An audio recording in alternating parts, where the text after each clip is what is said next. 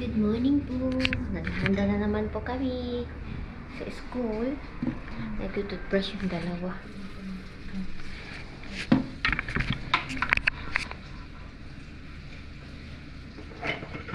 What are you talking about? What are you talking about? But the blood out of my gum. The toothbrush is so slow.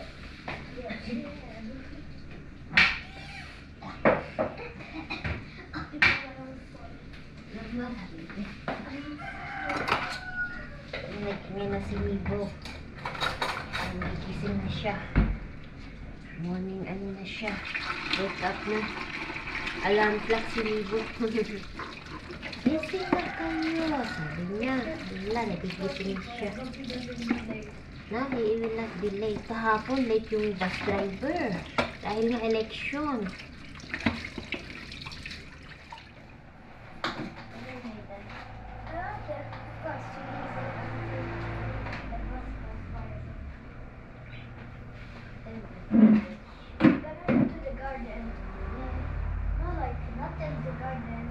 Outside the garden. Yes.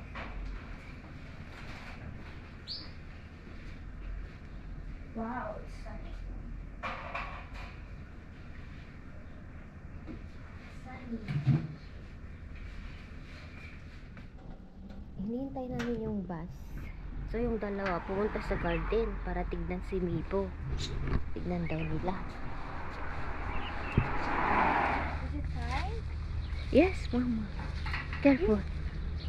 You give her food.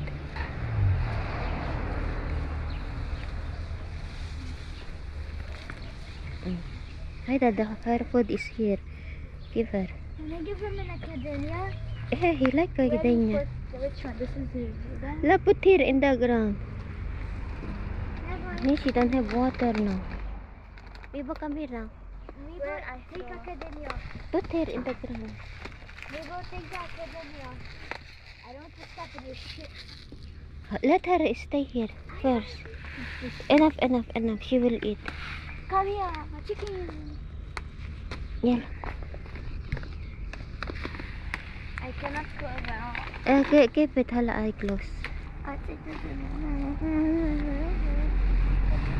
Come here, Mibo. We are here. Can I Ingay. Wait, hold. I will take her. Come, Mibo. Morning, Mibo. Look at those flappy wings. Don't let her show. Mommy. Mibo.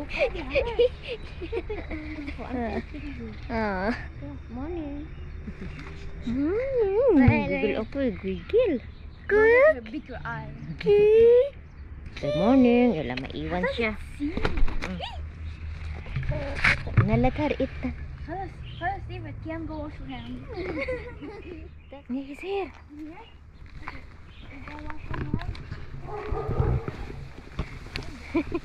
Andito tayo.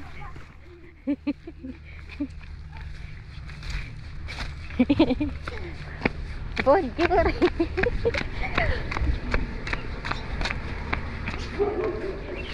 Iyal. Bye, Mama. Habis kita. Go na.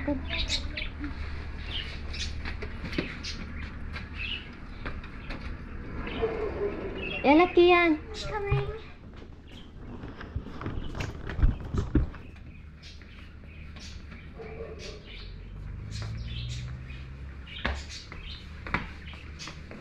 Siya ngayon. Morning po. Magandang umaga. Umaga po dito sa Lebanon kasi morning pa lang. Time check po dito sa amin 8:35 po. At ako'y naghahanda na ng pang-lunch namin. Ito yung zucchini. Kumusta po mga kaibigan, mga kapitbahay ko? Andito pa rin kami sa Lebanon.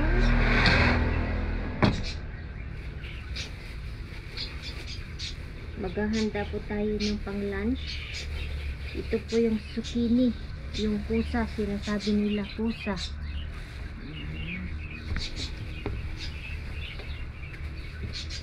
Naghihiwa po ako ng kamatis. Ito ang ating rekado.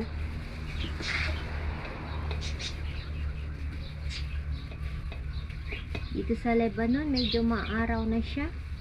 Umulan nung isang araw. Yun na siguro yung last na ulan. Ano lang siya, breeze. Breeze sa Ilocano ba? Nagarbreeze. Nagarbis. Tawag namin nagarbis. So, ayan. Ang gagawin natin, ganito guys. Oh. Itasan natin na ganito. Dito muna yan kasi mamaya ito. Lagyan natin ng meat at rice. Yan ah.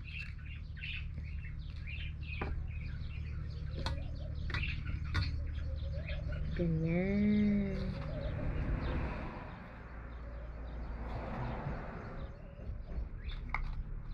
Oh, tapos itong loob niya, ito, lulutuin ko din yan. Lagyan ko ng itlog.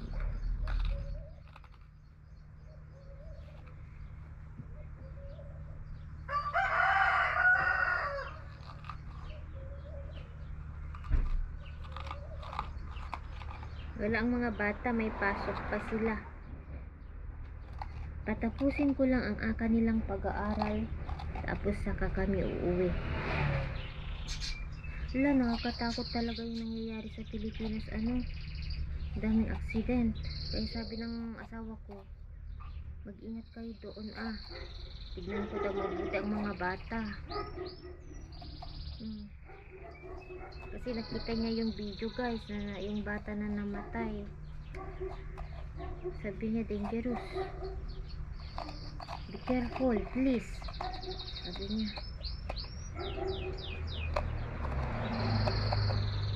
Diyos ko, hindi mo talaga alam kung kailan ka kukunin ni Lord. Iglap lang talaga, mawawala ka na sa mundo. Kaya nga sabi nila, habang buhay pa daw tayo, lagi tayong magpasalamat, lagi tayong magdasal, lagi tayong humingi ng kapatawaran, kasi hindi natin alam kung kailan na tayo sa mundong ito.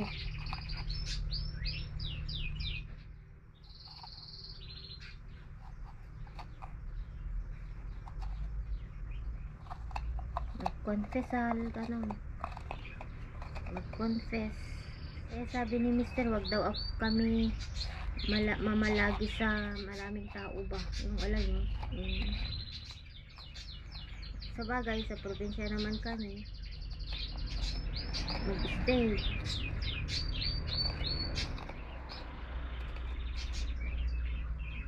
Daming ngayon, accident sa atin. Nangyayari ba?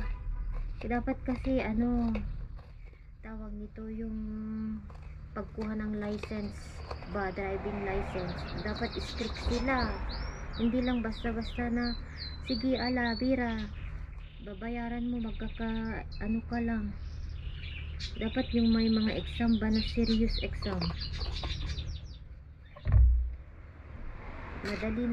Madali kasi kumuha ng driver license sa Philippines. Yung iba binabayaran na lang ata, yung iba hindi na nag-exam.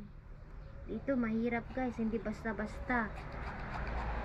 Kaya nga hindi pa ako nakakuha ng driver license kasi kailangan kong dumaan sa office.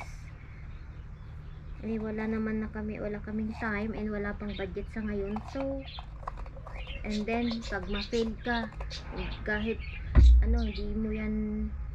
hindi ka makakalusot. Pati sa pag-parking, yung pag-parking lang talaga. Pag-parking, paano mag-park, ganon. Eh hindi madali. Dito hindi basta-basta makakuha ng driver license. Ang daming nangyayari guys. Kahit anong iwas mo sa accident, kung talagang yun naman na yung araw mo, oras mo, hindi mo din mahawak ba? Hindi hawak ang dasal, magpasalamat sa anong biyaya araw-araw, ganun. Kasi ganyan lang ang buhay guys. Click. Nakakalungkot lang yung bata ba. Diyos ko, hindi ko ma-imagine. Hindi mo nakita ng ilang buwan, ilang years. Tapos, at itlab na makasama mo. At the end, mamatay na siya. Mawala na. Diyos ko, pag ay ako, kung ma-imagine talaga. Napanood ko yung interview sa tatay. Diyos ko, hindi niya matanggap talaga. Ay apo, mababaliw siguro ako guys. Dito naman may nangyari naman na ganito, pero malaki na yung bata, ay yung anak nila. Nag-iisang anak nila guys, lalaki. Dito mismo sa kapitbahay namin, yan yung bahay na dyan. 2 years ago nangyari. Binata na siya, graduating na siya ng engineer. Kasi engineer yung papa niya. Tapos pumunta sila sa Asot. That time kasi mahirap pa ang gasolina. Yung mga time na yun. Tapos ang rason, may dala siyang kargang gasolina na nakagalon sa likod ng car niya. Yun yung rason nila kung bakit, ewan ko lang. Na-accident sila guys. Sumabog yung sinasakyan nila. So naitama siya sa isang sasakyan din. Sumabog, nasunog sila. Nag-iisang anak ba, graduating na siya sa engineer. Masakit din yun. Ngayon yung lalaki, yung matanda, yung tatay, na siya, yung parang may tililing na siya. Nagka-problema siya sa after nang na-shock siya after namatay yung anak niya. Biruin mo ba guys, pinalaki mo, mag-graduate na siya, pinapaaral mo, namatay lang sa ganun accident. Anyway, ito na siya. Ang problema, wala pa akong rice na Egyptian, so bibili pa lang ako mamaya. So madali na lang yan, at least na prepare ko na. So lagay natin doon.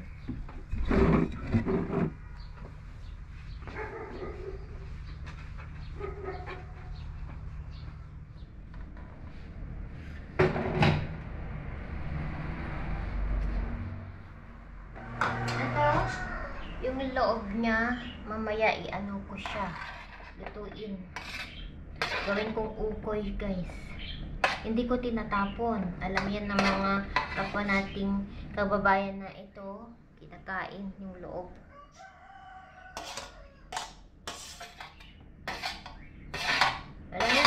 Maraming nakakaalam nito, yung kusa, mashi.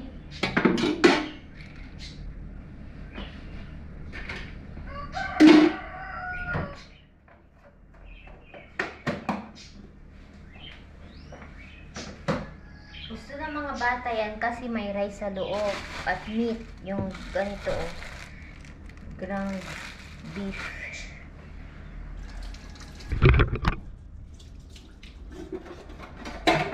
Maganda naman sa mga bata guys, kahit anong lutuin ko, yung kain, basta wag lang yun. Kay siya yan, ayaw niya ng isda, ayaw ng seafood. Sige yan, everything yan.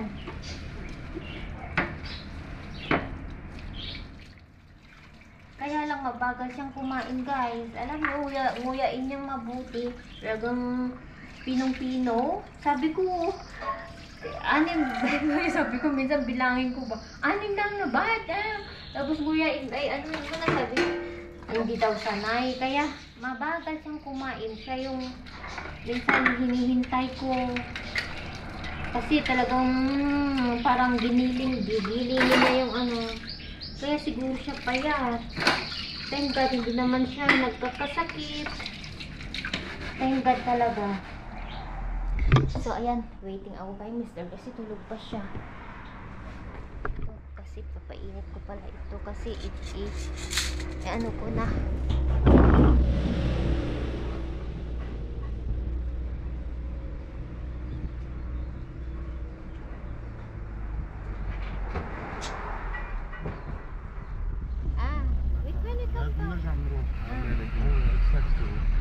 Hello, punta po tayo sa labas magbili ng gamit, magbayad ng internet. tawag ito, punta kami sa Malik, yung gagamitin natin yung brochure ng Spinis para bili tayo ng ballpen ni Kian. Saan na? Dito siya. So, samahan nyo kami ngayong araw. Busy kami. Maraming gagawin. Oh, so beautiful. Next to Saint Mary. In May we go to Harisi. Yes, we will visit also Mama Mary, Our Lady of Lebanon, Harissa. Punta muna kami sa village. Mag-vote ako kasi dito ako mag-vote sa election nila.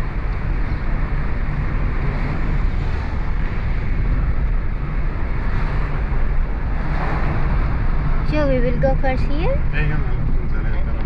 Magbayad muna tayo ng internet kasi kailangan ko ng internet para sa ating pag-vlog, YouTube.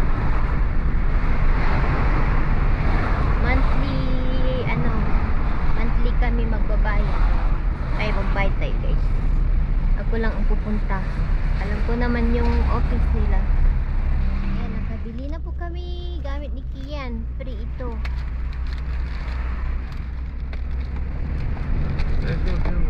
Nandito na kami sa bahay. Nakabili na po kami ng gamit. I did not close, hon. The window. Bumili kami ng pagkain ng mga aso namin. Ay, magluto na po tayo. Magluto na po tayo ng kusa. Kusa ang pagkain natin today. Ako'y nagugutom. Merienda tayo nuts.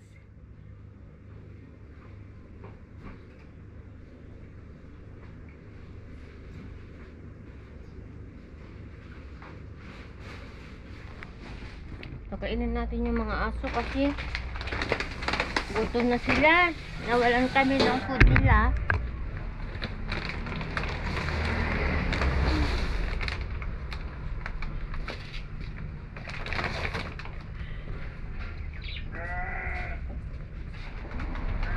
Who wants to eat? Dalawang babies. Wait.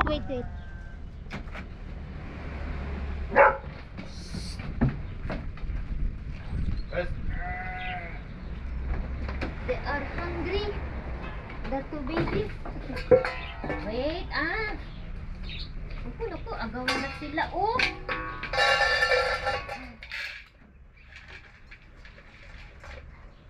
One more. Kainin natin sila kasi gutom. Kawawa.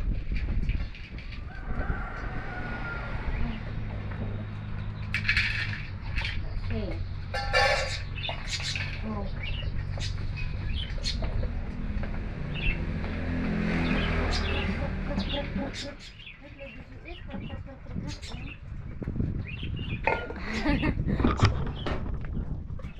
Nagutom sila. Ganda talaga ng mga halaman ko. Ganda sa mata ba? Ito ang ganda. Upo siya. Very nice. Spring color.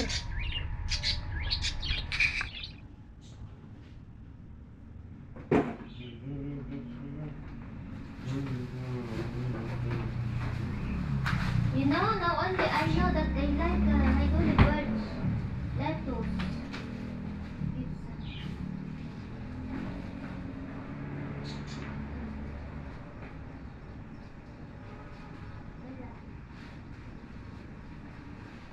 Nakakahilo ang init. Mainit na ngayon dito sa Lebanon. Super hot. Not like Philippines.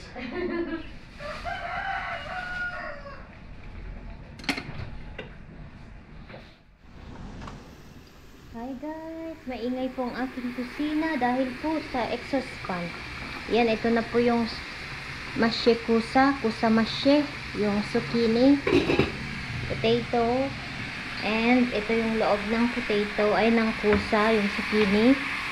Ginisa ko sa onion, ground beef, yung nilagay ko sa loob, may natira. So, ginisa ko dito, and lagyan natin mamaya ng egg. Ganyan lang, palambutin lang ba? Yung parang smash siya. Parang smash potato, yung alam nyo, pinong-pino, pagkaluto. So, lagyan natin ito ng black pepper, and yung bahar halo, yung sweet pepper.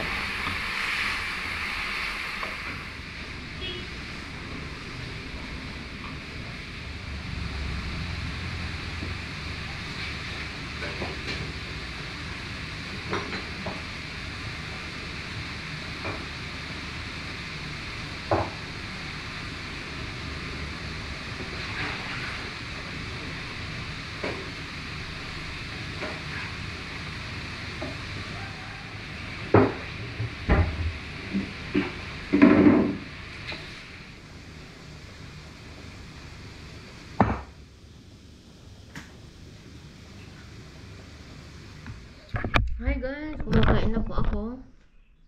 Ito po yung zucchini. Yung loob ng zucchini, niluto ko kanina. Kain na po ako kasi meron akong sinusunod na oras na sa pagkain ba. Nauna na ako.